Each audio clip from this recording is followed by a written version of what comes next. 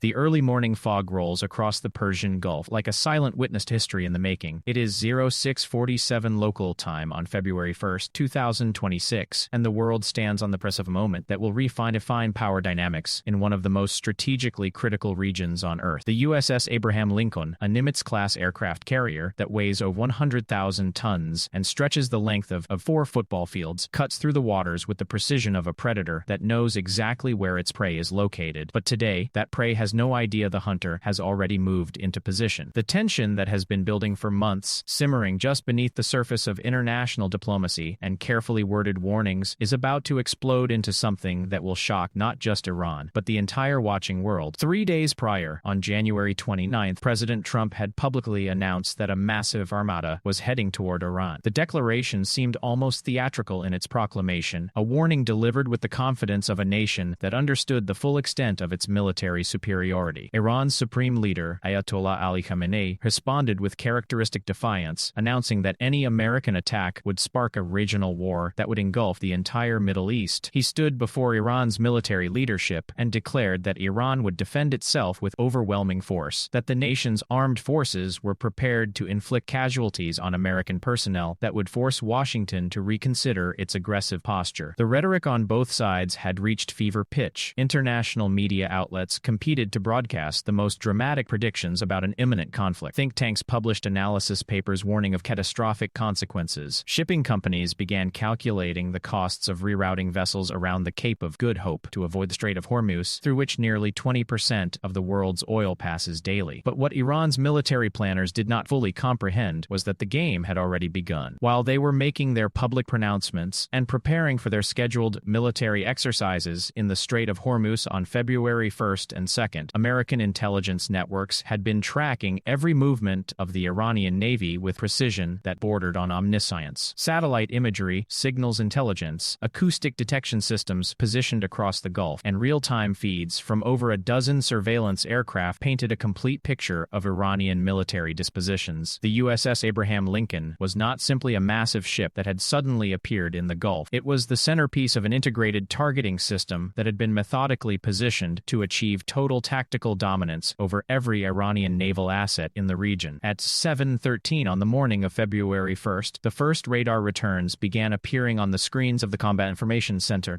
aboard the USS Abraham Lincoln. Iranian naval vessels were precisely where American planners predicted they would be. The Iranian Navy operated with predictable patterns. Their exercise routes were documented. Their communication frequencies had been monitored for months. The Iranian Revolutionary Guard Corps Navy operated primarily smaller, faster fast attack craft carrying anti-ship cruise missiles, and various support vessels. On this morning, as Iran's leadership began their live-fire exercise with what they believed was confident positioning, they were actually moving directly into the crosshairs of the most powerful military force the world had ever assembled. The USS Abraham Lincoln carried on its flight deck over 70 fixed-wing aircraft and helicopters, representing the most advanced aviation capabilities in human history. F-18 Super Hornets, each equipped with weapons systems that cost more than entire national defense budgets in developing nations, were already spooled up and ready for launch. EA-18 Growler electronic warfare aircraft were positioned to jam and disrupt any Iranian attempt to coordinate a response or launch missiles. E-2D Hawkeye surveillance aircraft maintained constant overhead observation. Their rotating radar dome is providing complete situational awareness across hundreds of square miles. Guided missile destroyers operating in concert with the carrier brought their own air defense systems to bear, creating layered coverage that rendered any Iranian air or naval essentially futile. At 7:34, the order came down through the chain of command. It was delivered in measured, professional tones by officers who understood the gravity of what they were initiating. The authorization came from the highest levels of the American government, from a president who had campaigned on projecting American strength and who saw this moment as an opportunity to reshape the balance of power in the Middle East. Within seconds, the first 4 F-18 Super Hornets launched from the flight deck of the USS Abraham Lincoln, their afterburners igniting in brilliant blue flames against the morning sky. The pilots understood their mission. They were not launching in response to an attack. They were not defending against incoming missiles. They were launching to neutralize the Iranian Navy before it could even comprehend that a war had begun. The flight time to the Iranian naval formations was approximately 12 minutes. During those 12 minutes, Iranian commanders in vessels scattered across the Gulf continued their routine operations, completely unaware that their operational window had closed forever. The Iranian Navy believed they had numerical superiority over American forces in these confined waters. They had rehearsed scenarios in which they deployed swarms of small, fast attack craft against American vessels, hoping that the sheer number of platforms would overwhelm American air defenses. It was a theory that seemed plausible in briefing rooms and war games. It was a theory that was about to be violently disproven. At 7:46, the first 4 AGM-88 high-speed anti-radiation missiles were launched from modified F-18 Hornets, each one traveling at Mach 2.1 toward Iranian radar installations that were actively broadcasting their position through active emissions. These missiles were designed to home in on enemy radar signals, to find them faster than they could be shut down, to destroy them with precision-guided warheads that left no room for error. The Iranian radar operators, seeing the missiles inbound on their screens, perhaps 90 seconds of warning, attempted desperately to shut down their systems. Some succeeded in darkening their radar domes. It did not matter. The missiles were already locked on, and they arrived with the inevitability of sunrise. 4 radar sites scattered across the Iranian coastal positions erupted in fireballs of orange and red, columns of black smoke rising thousands of feet into the morning air. Iranian military communication networks suddenly fragmented into isolated pockets of increasingly frantic commanders trying to understand what was happening. The radar blackout lasted only moments. Within seconds, Iran defense commanders attempted to activate backup systems. This was precisely what American planners had predicted. The Americans were not done. The second wave of aircraft had already launched from the USS Abraham Lincoln by this point. This wave consisted of 8 F-18 Super Hornets, AV-58 JASSM air-to-ground missiles, each one capable of traveling over 200 miles with pinpoint accuracy. These weapons were designed to penetrate air defenses, to fly at treetop level to avoid radar detection, and to destroy targets with absolute precision. They were aimed at the Iranian Revolutionary Guard Corps Navy headquarters, located at Bandar Abbas, at the Naval Logistics Center that coordinated Iranian maritime operations, and at the command bunkers from which Iranian Navy commanders were attempting to issue orders to their scattered vessels. The Iranian Navy, in this moment, was experiencing something that no military doctrine had adequately prepared them for. They were facing an enemy that could see them completely, that could attack them from beyond the range of any weapon they possessed, and that could disable their ability to communicate and coordinate before they could even launch a single anti-ship missile. The philosophy of American naval warfare in the 21st century, developed and refined over decades, was predicated on maintaining absolute air superiority, on denying the enemy the ability and strike their forces while maintaining constant overhead surveillance of the enemy. Iran was about to experience the full, devastating consequences of this doctrine. By 0803, the Iranian Navy had been effectively neutralized as a coordinated force. The command structures were damaged, the radar systems were destroyed or rendered inoperable by electronic warfare measures. The communication networks were fractured. Iranian military personnel who had been so confident in their capabilities just hours earlier were now scrambling to understand what had happened, to find functioning communication equipment, to regroup and mount some kind of coordinated response. But it was too late. The response window had closed. The third wave of aircraft from the USS Abraham Lincoln consisted of F-18 Super Hornets carrying precision-guided bombs and anti-ship missiles that were the Iranian fast attack craft and patrol vessels that had been positioned to conduct their scheduled live-fire exercises. The American pilots, many of them flying their 7th or 8th combat deployment in this region, knew exactly what they were looking for. The Iranian Navy's primary operational vessels were distinctive on radar, easy to identify, easy to track. The surface-to-air missiles that Iran had positioned to defend these vessels were now useless because the command and control stations that coordinated their firing had been destroyed in the earlier strikes. The first Iranian fast attack craft, the IRGC-N-Zira, a patrol vessel equipped with 4 anti-ship cruise missiles, was targeted by a JASSM anti-ship variant at 0817. The missile, traveling at near supersonic speed and designed to strike targets, even if they attempted evasive maneuvers, impacted the Iranian vessel amidships with a precision that seemed almost surgical. The Zira fractured at the point of impact, splitting into 2 burning sections that slipped beneath the warm waters of the Persian Gulf. The crew of 73 did not survive. Within 30 seconds, 3 other Iranian patrol craft met similar fates. The American aircraft did not risk close engagement. They did not conduct dangerous low-level bombing runs that might expose them to manned anti-aircraft fire. They remained at altitude, launching weapons from distances beyond the range of any defensive system Iran could employ. This was not a battle. This was a massacre executed with the precision of industrial production. The American Navy had moved into position position, assessed the Iranian Navy's dispositions, disabled their ability to defend themselves or even communicate effectively, and then methodically eliminated every significant naval platform Iran had deployed. By 0845, the operation was essentially complete. The Iranian Navy had been neutralized. Multiple naval vessels had been sunk or damaged beyond immediate repair. Over 400 Iranian Navy personnel had been killed. The Iranian Revolutionary Guard Corps Navy, which had been so publicly confident in its ability to inflict significant casualties on American forces, had been destroyed without a single American vessel suffering damage or a single American service member being killed. Back in Tehran, the Iranian leadership was grappling with the incomprehensible scope of what had occurred. Supreme Leader Khamenei received briefings that seemed almost surreal in their descriptions of the scale of the disaster. The Navy he had positioned as a deterrent was gone. The American forces had moved with such speed and coordination that Iranian response capabilities had been rendered irrelevant. The command centers where Iranian military leaders had stood just hours earlier making confident proclamations about how they would defeat any American aggression were now damaged shells housing traumatized survivors attempting to comprehend what had happened. The American strategy that had unfolded on this February 1st morning embodied principles of military science that had been debated and refined for decades. First, identify the enemy's strongest points. Second, achieve complete information dominance through surveillance and intelligence. Third, strike the enemy's communications and command structures to prevent coordinated response. Fourth, eliminate air defense systems to achieve air superiority. Fifth, methodically destroy enemy platforms from a distance where they cannot possibly strike back. Sixth, establish such overwhelming dominance that any attempt at continuation of hostilities would be suicide. These principles had been understood by American military strategists since the very beginning of American naval aviation in World War II, but they had never been executed with such precision, with such speed, with such completeness. The global response was immediate and seismic. Stock markets around the world experienced dramatic swings as traders attempted to process what had occurred. Oil prices, which had been elevated because of geopolitical risk premium associated with Middle Eastern tensions, actually declined because investors understood that Strait of Hormuz, which had been a point of potential vulnerability, was now secure under American control. European nations, many of which had been attempting to maintain diplomatic bridges with Iran, issued statements expressing concern and calling for international discussions. Russia and China issued more strongly worded statements, but both nations understood that their ability to influence the outcome was minimal. The American military have so decisively and so completely that there was no opportunity for intervention or mediation. The USS Abraham Lincoln itself became a symbol of American power that would resonate for years. The carrier had not even come close to its maximum combat capability during this operation. The aircraft that had been launched represented less than 10% of the air power available on the carrier's flight decks. The destroyers that had participated in the operation had not needed their own air defense missiles or deploy their own weapons systems. This had been a demonstration of such overwhelming force that the Iranian Navy had not even been able to mount a credible defense. The American military had established the parameters of what was possible when technological superiority, strategic planning, and operational coordination reached this level. In the hours following the operation, American military statements emphasized that the strikes had been limited and precise, that they had been designed to neutralize Iranian naval threats, and that American forces remained prepared to defend against any Iranian response. But the reality was clear to military analysts around the world. The Iranian Navy had been destroyed as an effective fighting force. The Revolutionary Guard Corps Navy, which Iran had spent billions of dollars developing, and which had been positioned as an asymmetric threat to American forces in confined waters, had been eliminated from the operational calculus. An entire generation of Iranian naval technology and capability had been rendered obsolete by American systems that had been optimized specifically to counter it. The Iranian government faced what military strategists call a rhetorical problem. They had made very public claims about their ability to defend against American aggression. They had announced that any attack would result in massive retaliation. The American strike had come, it had been devastating, and now the question was whether Iran would attempt to follow through on its threats, or whether it would attempt to create a face-saving off-ramp by framing the American operation as an escalation warranted restraint rather than retaliation. The stakes of this moment extended far beyond the immediate military situation. They extended to Iran's credibility as a regional power, to its ability to maintain control over its military forces, and to its geopolitical position in the broader Middle Eastern context. American strategic planners understood that while the military victory had been complete and unambiguous, the political and strategic victory remained remained uncertain. The destruction of the Iranian Navy had removed the most immediate tactical threat to American forces in the region. It had demonstrated American technological superiority and military coordination at a level that would be difficult for adversaries to challenge. But it had also raised tensions significantly, had created an imperative for Iran to respond in some fashion to preserve its credibility, and had introduced a significant element of risk into regional stability dynamics. By midday on February 1st, emergency meetings were being conducted in Washington, in the Pentagon's command centers, and aboard the USS Abraham Lincoln itself. American military commanders, their political leadership, that the Iranian Navy no longer possessed the capability to threaten American forces or shipping in the Persian Gulf. The Strait of Hormuz, the critical choke point through which vast quantities of global energy supplies passed, was now under American control and protection. The mission objectives had been achieved. The question now was how Iran would respond, whether American forces should prepare for secondary attacks, and what the broader diplomatic and political implications of the morning's events would be. The contrast between the pre-operation situation and the post-operation was stark and irrefutable. Before 7:34 on February 1st, Iran possessed a functioning naval force that American military planners had assessed as a significant regional threat. After 08:45 on the same morning, that naval force had been eliminated. Iran's ability to project power through maritime means had been removed. The balance of power in the Persian Gulf had shifted decisively and dramatically in America's favor. As evening fell on February 1st, 2026, the USS Abraham Lincoln maintained its position in the waters of the Persian Gulf, its vast flight decks now hosting a different complement of aircraft. Combat air patrols were launched to provide continuous surveillance over the area. Anti-submarine helicopters maintained watch for any Iranian submarines that might attempt to launch counterattacks. Electronic warfare systems remained activated to detect and jam any hostile communications or radar emissions. The ship was not simply maintaining a military presence. It was demonstrating that American dominance over the region was now absolute and would be sustained for as long as American political leadership decided to maintain it. The events of February 1st, 2026 would be studied for decades by military strategists, by historians, and by political scientists attempting to understand how one nation could exercise such complete military dominance over another in a contested region. The American victory had been so decisive, so complete, and so overwhelming that it raised profound questions about the nature of modern naval warfare, about the tactical implications of technological superiority, and about what it meant for American power projection capabilities moving forward. Iranian military commanders, as they surveyed the wreckage of their naval forces and attempted to salvage what they could from damaged vessels, could not help but reflect on the speed and totality of their defeat. They had trained for scenarios in which they would use swarm tactics against American naval forces. They had believed that their knowledge of the Persian Gulf, their familiarity with its relatively confined waters and coastal complexities, would provide them advantages that could offset technological superiority. They had been wrong. The American military had moved with such coordination, such speed, and such precision that traditional asymmetric advantages had been rendered irrelevant. As the sun set over the Persian Gulf on February 1st, the geopolitical landscape of the Middle East had been fundamentally altered. The Iranian Navy, which had been a point of pride for the Iranian government and a potential threat that American military planners had been forced to account for in their regional strategy, had been eliminated. The United States had demonstrated that in any direct military confrontation with American forces in the Persian Gulf, any nation would face not just military defeat, but the prospect of swift, overwhelming, and essentially one-sided destruction of its military capabilities. The American carriers, destroyers, and aircraft that maintained their vigil over the Persian Gulf that evening represented something more than just military hardware and trained personnel. They represented the accumulated technological and organizational capabilities of the most advanced military force in human history, deployed in a region where American strategic interests were paramount and American power could be brought to bear with devastating effect. The Iranian Navy had been destroyed not because Iran lacked courage or commitment, but because it had attempted to challenge American military superiority in a domain where that superiority was essentially complete. As dawn broke on February 2nd, the full scope of the previous day's events was becoming apparent to military analysts and strategic thinkers around the world. The operation had demonstrated several critical lessons. First, that integrated air operations, coordinated through advanced command and control systems and supported by perfect intelligence information, could neutralize traditional naval threats without the defending nation having any realistic opportunity to mount an effective response. Second, that the technological gap between American and Iranian military capabilities had become so pronounced that traditional approaches to naval warfare were essentially obsolete. Third, that American military planning and preparation could move from concept to execution so rapidly that an adversary could be defeated before it even fully comprehended that a conflict had begun. The Iranian government faced critical decisions about how to respond, how to maintain its credibility as a regional power, and how to position itself moving forward in a region now demonstrably under American military control. The United States, having achieved a decisive military victory with minimal risk to its own forces, faced its own strategic decisions about consolidation of gains, diplomatic messaging, and management of the regional security environment moving forward. February 1,